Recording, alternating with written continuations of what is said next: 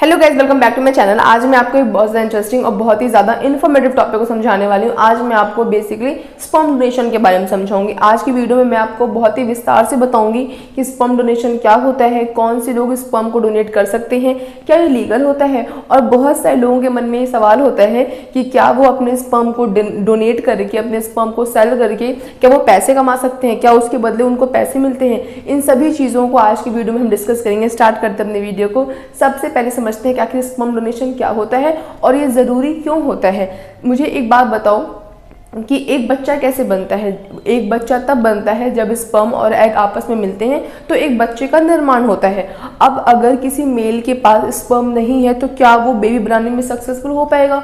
बिल्कुल नहीं हो पाएगा। मान लो कुछ कपल हैं जो कि बहुत सालों से ट्राई कर रहे हैं बट उनको बेबी नहीं हो रहा है। जब वो डॉक्टर के पास जाते हैं तो डॉक्टर उनको बोलते हैं कि आपको तो 0 स्पर्म काउंट की समस्या हो गई है, आपके जो टेस्टिकल्स हैं, आपका जो सीमेन है, आपका जो वीर है, उसके अंदर स्पर्म तो बन ही नहीं रहा है, तो आप फादर कैसे बन सकते हो। तो उस टाइम पे वो क्या करते हैं, वो किसी स्पर्म डोनर की तलाश में रहते हैं कि कोई हमें मिल जाए जो कि अपना स्पर्म डोनेट करे, जिसके वजह से हम क्या कर सकते हैं, हम अपना बच्चा आगे फ्यूचर में प्लान कर सकते हैं। हाँ, ये बिल्कुल सही बात है कि वो उसका बायोलॉजिकल फादर नहीं होगा, जो उसका सगा मतलब जो उसका फादर है, जो कि शादीशुदा मैरिड जो कपल हैं, वो उसका फादर नहीं होगा। जिसका वो स्पर्म होगा वो क्या होगा, उसका फादर होगा। बट ये जो जानकारी वो बहुत ही गुप्त रखते हैं, कभी भी किसी को शेयर नहीं करते कि जो आपने स्पर्म डोनेट किया था वो आप वाला स्पर्म हमने किसको दिया है। तो ये बहुत ही ज़्यादा कॉन्फिडेंशियल होता है। आपको ये बिल्कुल डरने की जरूरत नहीं है कि कल को कोई आ जाएगा, ये बच्चा तो तुम्हारा है तो तुम क्या करो, इसके लिए खर्चा पानी दिया फिर कुछ भी करो। तो आपको इन सब चीज़ों से बिल्कुल भी टेंशन फ्री रहना चाहिए। अब बात करते हैं स्पर्म डोनेशन। मैंने आपको बताया कि ज़रूरी क्यों है।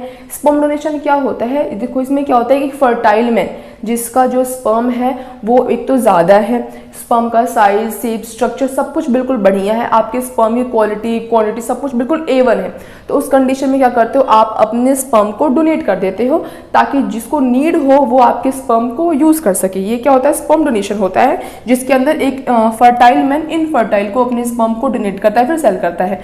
अब आगे कह रहा है हु कैन डोनेट स्पर्म। बहुत सारे लोगों को लगता होगा कि क्योंकि हमारे पास बहुत ज़्यादा स्पर्म है तो हम क्या कर सकते हैं, अपने स्पर्म को डोनेट कर सकते हैं, बट ऐसा बिल्कुल भी सही बात नहीं है। सबसे पहले तो एक एज क्राइटेरिया होती है कि अगर आपकी उम्र 18 से ज़्यादा है और 39 से कम है तभी आप अपने स्पर्म को डोनेट कर सकते हो। और उसके बाद भी बहुत सारी क्राइटेरिया होती हैं कि आपको लगे कि मेरे पास स्पर्म बहुत ज़्यादा है और मैं तो 20 साल का हूँ तो क्या मैं अपने स्पर्म को डोनेट कर सकता हूँ। बट इतना सिर्फ आपकी एज मायने नहीं रखती है, एज के साथ बहुत सारी ऐसी चीज़ें होती हैं जो कि मायने रखती हैं। जैसे कि आपकी कोई मेडिकल हिस्ट्री तो नहीं रही है, या फिर आपको कोई जेनेटिक डिसऑर्डर तो नहीं है जो कि आपके पूर्वजों से होते हुए चला आ रहा है। एक बात बताओ, किसी कपल को बच्चे नहीं हो रहे हैं, वो किसी स्पर्म डोनर की आस में है कि कोई अपने स्पर्म को डोनेट करेगा तो उसके बेसिस पे उसकी हेल्प से हम क्या करेंगे, अपने फ्यूचर में बेबी को प्लान करेंगे।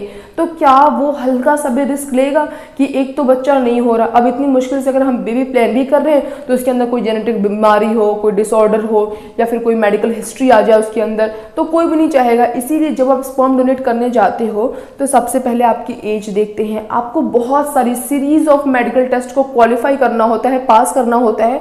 उसके बाद आपको स्पर्म को बहुत ही विश्लेषण करके देखते हैं कहीं कोई जेनेटिक डिसऑर्डर तो नहीं है, कुछ डिफेक्ट तो नहीं है, कुछ प्रॉब्लम तो नहीं है। अगर सब कुछ क्लियर रहता है तब जाकर कहीं आप अपने स्पर्म को डोनेट कर सकते हो। बहुत सारे ऐसे लड़के होते हैं जो कॉलेज स्टूडेंट होते हैं या फिर जो 20-21 साल के होते हैं, क्योंकि उस टाइम पे क्या होता है, आपके जो स्पर्म का जो प्रोडक्शन है वो बहुत ही हाई होता है, तो उनको लगता है बहुत ज़्यादा प्रोडक्शन है, एक काम कर देते हैं, इसको हम डोनेट कर देते हैं। अब बहुत सारे लोगों के मन में ये भी सवाल आता है कि क्या स्पर्म को डोनेट करने से वीकनेस आती है, कमजोरी आती है, अगर मैं अपना स्पर्म डोनेट कर दूंगा तो क्या मैं वीक हो जाऊंगा या फिर मैं कमजोर हो जाऊंगा। तो ये बिल्कुल भी गलत धारणा, ऐसा कुछ नहीं होता है। मैंने आपको पहले भी बता रखा है कि अगर आपकी बॉडी में स्पर्म बन रहा है और अगर आप कहीं सेक्सुअली एक्टिव हो तो आपका स्पर्म वहां पर निकल जाता है, बट अगर आप कहीं भी सेक्सुअली एक्टिव नहीं हो तो आपका स्पर्म नाइटफॉल वगैरह के रूप में बाहर आता है, जो कि वैसे भी बाहर निकल रहा है तो आप डोनेट कर किसी का भलाई कर दोगे तो भी क्या हो जाएगा, एक तरीके से अच्छा काम हो जाएगा। अब देखो आगे कह रहा है कि स्पर्म डोनर प्रोफाइल, कि अगर आपको लगता होगा कि मैंने अपना स्पर्म डोनेट कर दिया अब वो जिसको जरूरत होगी वो उनको दे देंगे, ऐसा कुछ भी नहीं होता। जैसे मान लो जब किसी की शादी करते हैं अरेंज मैरिज में नॉर्मली ऐसा होता है कि देखते हैं ना कि लड़का कैसा है, कितना पढ़ा लिखा है, स्किन कलर कैसा है, हेयर कलर कैसा है, मतलब बेसिकली उसको फिजिकली, उसको बिल्कुल फाइनेंशियली हर तरीके से देखते हैं। तो वैसे ही जब किसी को आपके स्पर्म की आवश्यकता होती है और जब कोई उनको स्पर्म, जो डॉक्टर होते हैं उनको सजेस्ट करते हैं कि आप इस बैंक से जाकर स्पर्म ले लो, तो वहाँ पे पूरी आपकी प्रोफाइल चिपकी रहती है। प्रोफाइल इन द सेंस आपकी पिक्चर नहीं चिपकी होगी, मतलब आपकी एज क्या थी, है ना, आपकी हाइट क्या है, आपका वेट क्या है, आपके स्किन का कलर क्या है, आपकी हायर क्वालिफिकेशन क्या है, इन सभी, आपका रिलीजन क्या है, आप करते क्या हो, इन सभी चीज़ों का प्रोफाइल बना रहता है कि ये जो स्पर्म है ये इस तरीके के आदमी का ये स्पर्म है। तो उनको चॉइस करना पड़ता है, ऑब्वियस सी बात है कि उनको किस तरीके का आदमी का स्पर्म चाहिए, क्योंकि जाहिर सी बात है जैसा स्पर्म होगा वैसा ही बच्चा होगा। तो इसीलिए लोग बहुत ही देख कर, सोच समझकर, ईमानदारी से क्या करते हैं, सिलेक्शन करते हैं। अब बात करते हैं क्या कोई साइड इफेक्ट होता है, तो बिल्कुल नहीं। अगर आप अपने स्पर्म को डोनेट करते हो तो आपको किसी भी तरीके का कोई साइड इफेक्ट फील नहीं होगा। लेकिन हाँ, जो लोग आपके स्पर्म को यूज़ कर रहे हैं उनको साइड इफेक्ट हो सकता है। कब हो सकता है? जब वो स्पर्म किसी ऐरे गहरे क्लिनिक से ले ले। उनको कहाँ से लेना चाहिए? जो बिल्कुल ऑथराइज्ड क्लिनिक होता है, जहाँ पे लाइसेंस है उनके पास स्पर्म डोनर से स्पर्म को डोनेट करवाने का, वहीं से जाकर ही आपको स्पर्म का सैंपल लेना चाहिए। कहीं भी ऐरे गहरे से उठकर आपको स्पर्म का सैंपल नहीं लेना चाहिए, वरना क्या हो जाता है, हो सकता है उसको एसटीडी हो सकता है, कोई बीमारी हो सकता है उसकी स्पर्म की क्वालिटी अच्छी ना हो, वो हेल्दी स्पर्म ना हो, तो क्या हो सकता है, प्रॉब्लम हो सकती है। बट हाँ, जो स्पर्म डोनेट करेगा उसको कोई समस्या नहीं होती, कोई साइड इफेक्ट नहीं होता।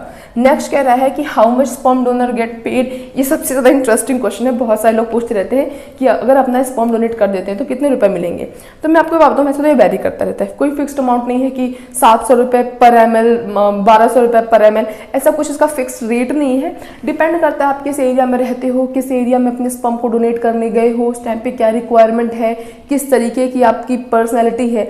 सपोज दैट कुछ ऐसी पर्सनैलिटी होती है ना जो बहुत ज़्यादा लोगों को पसंद आती होगी, और उस तरीके की पर्सनैलिटी का अगर स्पर्म हो तो उसकी डिमांड कुछ ज़्यादा होगी। तो उस हिसाब से क्या होता है, आपको पेड किया जाता है जिस हिसाब से आपका स्पर्म की क्वालिटी होती है। जितना हेल्दी आपका स्पर्म उतने अच्छे आपको क्या मिलते हैं, अमाउंट मिलते हैं, पैसे मिलते हैं। ये नॉर्मली 5000 से लेकर 10,000, कोई हो सकता है आप बहुत ही ज़्यादा अपीलिंग पर्सनैलिटी हो तो और ज़्यादा पैसे मिल सकते हैं। लेकिन ऐसा नहीं कि हर कोई कि मेरी बॉडी में स्पर्म बन रहा है, पैसों की कमी हो गई, जाते हैं स्पर्म डोनेट करके आते हैं, ऐसा बिल्कुल पॉसिबल नहीं होता है। अब देखो आगे लिखा हुआ है इज इट लीगल, कि क्या ये लीगल है? तो बिल्कुल लीगल है। एक बात बताओ, मैंने आपको समझाया था स्पर्म फ्रीजिंग के बारे में, मैंने आपको समझाया था एग फ्रीजिंग के बारे में। अगर एग फ्रीजिंग करा सकते हैं, स्पर्म फ्रीजिंग करा सकते हैं, स्पर्म डोनेट क्यों नहीं कर सकते? एग भी डोनेट करते हैं, बट फिलहाल तो हम किसको पढ़ रहे हैं, स्पर्म डोनेशन को, क्योंकि एक ज़रूरी प्रक्रिया है ना।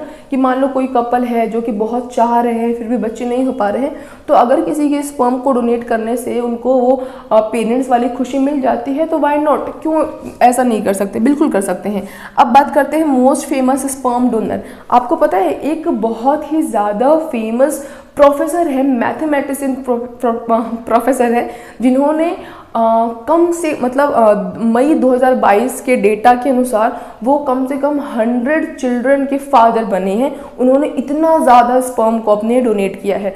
तो आप खुद देख सकते हो कि वो एक प्रोफेसर है ना। वो प्रोफेसर किसके हैं? मैथमेटिक्स के क्या है, प्रोफेसर हैं। तो हो सकता है उनकी पर्सनैलिटी बहुत अपीलिंग रही हो, इसीलिए लोगों को उनका जो स्पर्म का सैंपल है बहुत ज़्यादा लगा हो, और हो सकता है वो हेल्दी हो, उनके स्पर्म की क्वांटिटी सब कुछ बिल्कुल हेल्दी है, इसलिए उन्होंने अपना क्या किया है, स्पर्म डोनेट किया। देखो कितनी अच्छा काम करा उन्होंने। अच्छा काम इन द सेंस कि उनकी वजह से 100 लोग, फादर एंड मदर, क्यों उनको खुशी मिल सकी है। तो मुझे लगता है स्पर्म डोनेशन के बारे में मैंने आपको हर एक चीज़ समझा दिया कि स्पर्म डोनेशन क्या होता है, कौन लोग करते हैं, लीगल होता है नहीं होता है, सबसे ज़्यादा फेमस कौन है, क्या क्राइटेरिया होती हैं, ईच एंड एवरीथिंग मैंने आपको हर एक चीज़ बिल्कुल डिटेल समझा दी है। तो अगर आपको मेरी आज की वीडियो अच्छी लगी हो, इंटरेस्टिंग लगी हो, तो मेरी वीडियो को लाइक कर देना, और ऐसे और इन्फॉर्मेटिव टॉपिक्स के लिए मेरे चैनल सब्सक्राइब कर देना। That's all, bye guys.